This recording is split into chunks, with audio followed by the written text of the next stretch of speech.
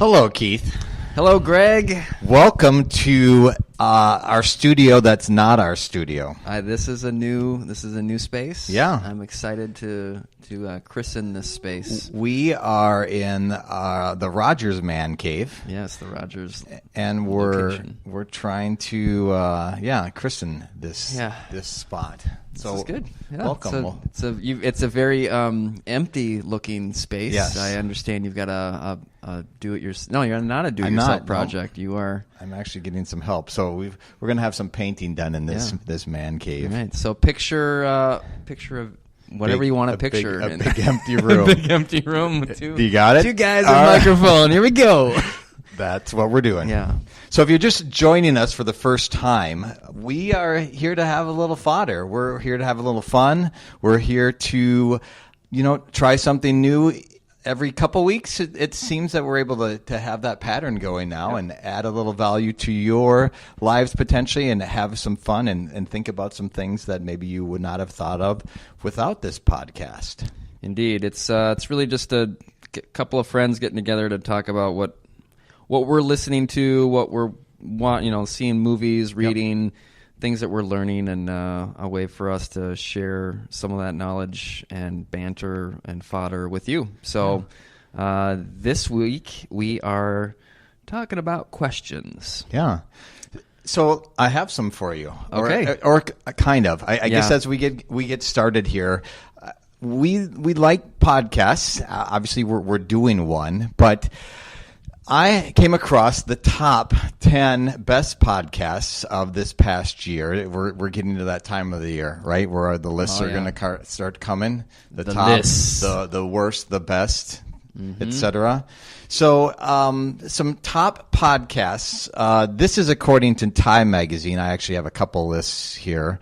Esquire. I have a website pulled up. I'm just wondering if you've heard of some of these, and listeners, maybe this will trigger you to listen to some others, and maybe we can have that conversation again on our Twitter feed.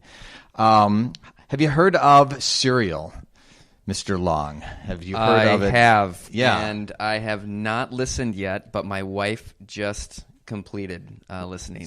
Loves it. She really liked it. So that's what I hear. I haven't heard it either. Yeah. And it's on it's beyond its first season. It's been on my list, but I know and suspect, and based on what she's told me, it's definitely a binge listen. So it's kind of like I have, a 4-hour drive ahead of me or something. Okay. And then that's where I'm going to listen to it. Like, I got home and I never see this. She had the earbuds in. Wow! While she was doing other things because she had to just keep going. So, so she was really invested in it and said it was really good. So, I think from what other people have told me, that's deserving to be on the list. What else? Very cool. I would recommend. I actually binge listened this one, The Habitat. Have you heard of that one before? You talked about it. I have not listened to it. So The Habitat, very interesting. I felt from the psychological vantage point, it is 6 individuals, volunteers, who are going to live in the Habitat, which is essentially a small little building structure like in Hawaii. And it's set up to be as if they were on Mars. So they are. I have heard of this. They're living together, and they have some interviews before they go, obviously for a year in this small space. And then during that time, they send out the information. There's some questions and whatnot, and that how do they get on each other's nerves and different pieces like that. If they do go outside, they have to wear full spacesuits and different ventures that go along with it. And what happens in a crammed location? It's kind of like reality TV for a podcast. It is. Yeah, and that's awesome. And through the NASA lens, it's really sort of an interesting piece on how people get along with one another. And what's hard, I think, a little bit is they know that this isn't Mars. And, I mean, like your head could spin a little bit on that. But while they're trying to be studied on how people will interact with one another, they also know that they know that they're in Hawaii. Yeah, that like if they wanted to go get a hot pocket, they could. I mean they could break they could break it and it would all be done. And I guess the thing that I'd encourage listeners to maybe check it out that was really intriguing to me is, yes, you've got that back and forth, and how can I not be annoyed with you every single day? But one of the individuals is from, I think it was Paris, but from France, and there was a terrorist attack, and he had family, and so they delay. They have limited technology, so there's a 20-minute delay before they could have something happen and find out about it, and very limited Wikipedia and some weird connections, email, what have you. So he hears about it. It had already happened, and he doesn't know if his family members were involved. Wow. And that was a very interesting episode to see how the others were supporting him, and should they break this whole thing off because this is real life and this was not. And, all right, that's enough. Sorry, I'm getting into my other areas as well, so give that a whirl. Yeah. A couple others. Have you heard of Slow Burn? Slow burn. Yeah, I've not heard of slow burn. I haven't either, and nor do I really want to. It's way seemingly too political, but it's looking at politics after re-examining Watergate in the first season. They're now looking at some stuff with Clinton, Monica Lewinsky, etc. So there's some pieces there. Another political one is The Wilderness, which could be interesting because of this. It was looking at how voters who had cast their ballots for Obama in 2012 had now then cast their ballots for Trump in 2016. So their insights seems really kind of interesting to me. Oh, that would be interesting. How that individual would choose one candidate and then years later choose this other one. But I'm gonna end with this, Mr. Long, because this is a really interesting one for you and me, the rewatchables. Ooh. Have you heard of that? No, but I'm listening. Yes. Rediscover old favorites like The Princess Bride, Training Day as culture writers discuss movies that will never grow old. Yes. So it's, hey, this movie's been around for a long time, but now let's talk about it and how it's been able to stick around for so many years later. Yeah. Oh, I listened to one because I had just seen it. Karen and I had watched Jerry Maguire, and that was one that they were talking about. It was really interesting because they're taking the modern lens and looking at, that could never happen because of concussion rules, or they can't dance like that anymore, or just some different perspectives. But or the rewatchables. Or how You Complete Me will never work ever again. Yes. Yeah. Or maybe it will. You had me at hello. Well, I got to check that one out. Yeah, so check that one out. Yeah. All right, good. Well, I have some questions for you. All right. And they're not really questions, but these are the best questions to ask at an interview. Oh. Now, we both have somewhat recent, experience in this department, as we're both new into our positions, relatively speaking. Yep. So what do you think would be a really good question to ask at the end of an interview?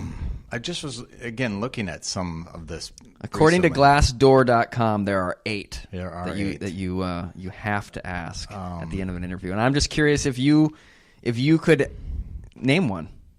At the end of the interview, how about options for growth or to develop within the company? That is question number 5. Yes. Are there opportunities for professional development? If so, what do those look like? Yeah. That's a good one. Yep. All right. What else? What do you think? Probably anything with collaboration. A lot of companies working with others or being able to support each other. Yes. Question number 6. Who will I be working most closely with? Okay. Very good. You're on a roll. I'm on a roll. Do you talk about money at the end of an interview? Money is not mentioned according to Glassdoor.com. Yeah. Those are my 2 big. You said like 8?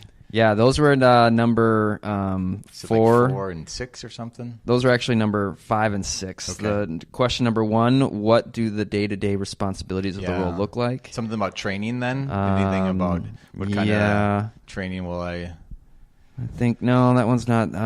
This one I like to always ask, what do you see as the most challenging aspect of this job? That's one that I make sure I ask. Yeah. Let's see. The other one that I liked was, this was interesting. What are the company's values? What characteristics do you look for in employees in order to represent those values? That one is kind of leading the I don't know. It's kind of like, what do you look for? Well, I'm that, Yes. I don't know. Well, if I like a little that bit, one. are you going to not be energetic or positive or some of those too canned responses? Oh, you're looking for somebody maybe? who's on time? Yeah, I'm not on time. Well, that's not me. Thank you That's not for... me. I'm just going to go. So anyway, check those out. I think gets us in the questionable fodder mode. The other thing that we're doing right now is we're doing some peer ministry leadership with our senior high kids, and there's a format in there for this program called WHEAT, or weeding somebody. Okay. And the acronym is WHEAT. You start out with a question, where are you from? Then you might have this is interacting with other people, just trying to get to know them. Then the H is, what are your hobbies? The E is like, what kind of events or experiences have you had recently? The A, you kind of talk about relationships and acquaintances. Yeah. And then the T, if you get that far, would be talking about like travel. Cool. At some point in that, you're probably the conversation's going to pick up and be fine. Pick up, you don't have to need that. But that's helping. a good, those are, I think, are really good questions, and it stays away from, at least I don't know if you encounter this, but like, what do you do? What's your job? Yeah. And favorite it kind of color. Yeah, exactly. And it brings people to a place that's just not as like interesting, unless they're like a spy or like a really... Tell me about that. Yeah, exactly. Yeah. Interesting. So there you go. Godfather listeners. I like that. Educators like acronyms. Yeah. So that's a really good way to kind of get going. Yeah. Wheat. Monday, happy days. Tuesday, Wednesday, happy days. Thursday, Friday, happy days. The weekend comes, my cycle hums, ready to race to you.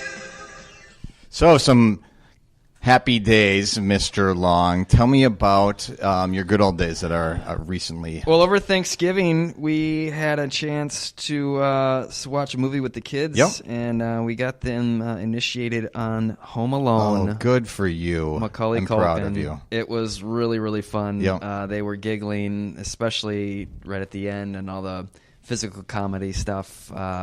Where his hair gets burned and he slips on the ice, and just to hear so those giggles, good. Yes. it's just it. I mean, Monsters Inc. really nailed it. It does like power, an entire city, laughter from especially from children. So Home Alone. So that was really fun. That's awesome. But I mean, talk about dated stuff. I mean, there's so many things where like that just wouldn't, in our current connectivity world, like. It just would. Parents leaving them and then not. Because like they set it up like at the beginning, like, oh, the phone lines are going to be down for a couple of days. Yeah.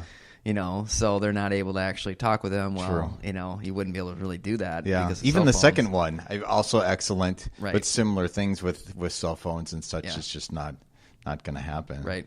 That movie's awesome. It is. Though we didn't watch it, but our Thanksgiving movie is Planes, Trains, and Automobiles. Because it's surrounded around the Thanksgiving holiday and trying to get back. So physical humor. Best. Love it. Those aren't pillows. Yeah. Those aren't pillows. So that and thus begins the holiday traditions and such. So we typically, on my good old days and current days, is we pick out our Christmas tree over the Thanksgiving weekend to get it up, and because it goes pretty quickly and it dries out even quicker. Do you go out to a tree farm and cut it down? We do not cut it down. I style? did experience that one time in my life, long, long ago. But we go to a lot where the trees have been shipped in from around the state. They're not coming from out of state typically. And have you ever had a squirrel jump out at you from the middle of the tree? But that is another tradition that we love, is to watch Christmas Vacation. Coming up in a few weeks, Logan's got to get home from college. But what's that squeaky sound? You couldn't hear a dump truck driving through a nitroglycerin plant. That is well said. Thank you very awesome. much. Very well done. I've also seen the movie 1,000 times. Yes. So. So good. And yet it just keeps coming. It is. And it's so classic. Maybe it's on rewatchables. Yeah. We'll have to check that out. Oh, it would have to be. Don't you think? Yeah. Well, Eddie, can I get you anything? Some eggnog? Drive you out in the middle of nowhere? Leave you for dead? No, I'm just fine, Clark. That is so funny. Yep. So Good stuff. Good stuff. What else have you? How about anything else that you've maybe seen? Or I did my